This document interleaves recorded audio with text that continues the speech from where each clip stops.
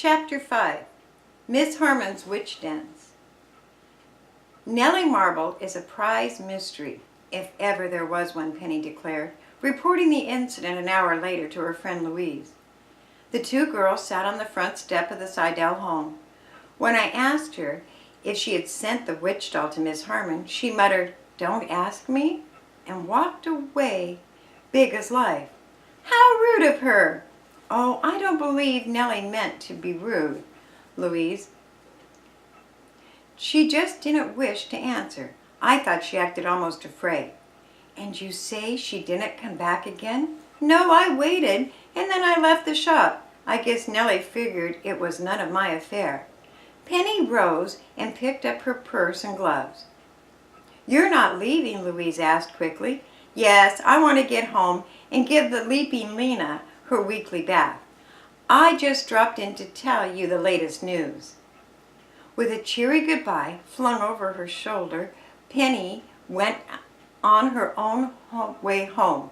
Possessed by a great energy, she carried the hose cart from the garage, equipped herself with nearly all of Mrs. Wing's cleaning rags, and set to work on the car. While she was busy polishing, the housekeeper came out into the yard wearing her best silk dress and hat.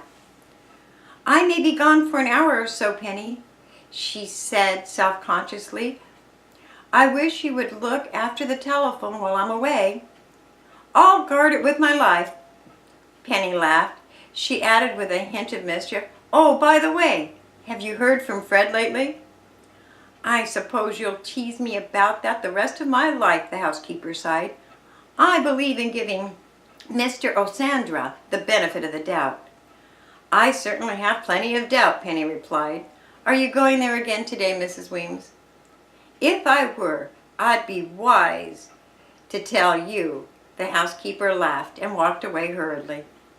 Penny smiled, and she went on polishing the metal work on the car. She was positive that Mrs. Weems was on her way to attend another seance at Melvin Osandra's establishment.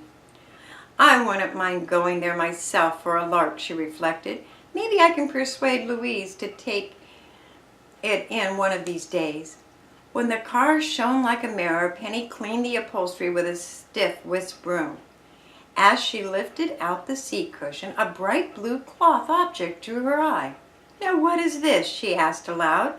A small silk coin purse had been pushed back behind the seat. Penny had never owned one like that, nor had Louise.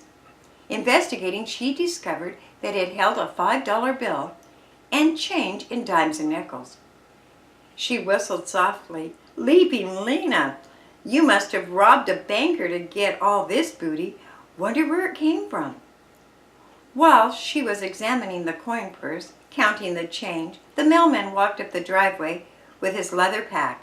"Letter for you, Penny," he called cheerfully. She went to meet him, thrusting the coin purse into her pocket. Absently, she tore open the envelope, and 2 theater tickets fluttered to the ground. The accompanying note came from Miss Harmon, who wrote that she would present her witch doll dance the following evening and would be pleased to have Louise and Penny attend as her guest. Thrilled by the invitation, Penny lost no time in telephoning her chum. "The tickets are for tomorrow night," Louise asked in dismay. "Then I can't possibly go. Our entire family is scheduled for a big dinner party." "Perhaps I could get Miss Harmon to change the tickets." "No, don't do that," Louise said generously. "Take someone else with you. I'll see the show later on." "It won't be much fun without you. Oh, by the way, Lou, did you lose $5? "Where would I get $5? I found a blue silk coin purse in my car. There was a $5 bill in it and some change. Also a silver compact." "A blue silk purse?" repeated Louise. "Why, don't you suppose it belongs to Miss Harmon? She carried one, I know." "I never once thought of her. You're probably right, Louise. I'll take it to her tomorrow night after the show." Penny gave careful thought to the companion she would choose for Saturday night's entertainment, and finally decided that her father would be more fun than any of her other girlfriends. I feel highly flattered that you have selected me, Mr. Parker declared when informed of her decision. But you know, I don't care for dancing shows. Besides, I usually work late Saturday night. Let the paper put itself to bed for one night, Penny pleaded. This show will be different, Dad. Oh, all right, he gave in. I'll see if I can arrange it. 8 o'clock Saturday evening found Mr. Parker squirming impatiently beside his daughter in an orchestra seat at the Rialto. Penny amused herself by glancing over the audience, nodding at the many persons of her acquaintance. These are good seats, Mr. Parker admitted, but I wish the show would start. As the theater was darkened, an usher escorted a short, stout man in shell-rimmed glasses up the aisle. Heads turned as the newcomer paused beside the fourth row, as he was dressed in shabby clothes. The man crowded past Penny and her father, carelessly trampling over their toes. With no words of apology, he took his seat in the center of their row. The first few acts of vaudeville were not particularly good. Then at last, Miss Harmon's name flashed up in electric lights, and her act came on. Mr. Parker straightened in his seat.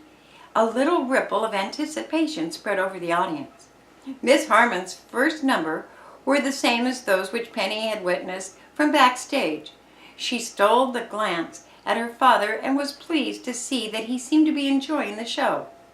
However, the pleasure of those in the immediate vicinity was of short duration, for there was an annoying sound of crackling paper. I think that man in the center of the row must be eating Cracker Jacks, Penny whispered to her father. She forgot her irritation as Miss Harmon began the last part of her act, the newly created witch dance. Lightning cracked across the darkened stage, and while the orchestra played weird music resembling the roar of a mighty wind, the dancer, garbed in black, a hideous mask over her face, hobbled towards the footlights. She executed a series of grotesque steps, her nimble feet flying fast and faster as the music increased in tempo. Penny and her father sat in rapt attention, as did the entire audience. And then, above the music, they became aware of a disturbing sound. Someone deliberately had hissed the dancer. The divisive noise was repeated so loud that it could be heard throughout the theater. Miss Harmon faltered for an instant in her dance, then went bravely on. An usher came hurriedly down the aisle, pausing beside Mr. Parker's seat. He motioned towards the man in the center of the row. "Silence!" he ordered sternly. The man rose steadily to his feet. His face was convulsed with anger as he shook his fist at the usher. "You can't make me keep quiet," he shouted in a loud voice. "I paid for my ticket, and I came to see a good show. That dance is evil. Do you hear me? Evil. Do, do, do, do. Nighty night, Snooky comes.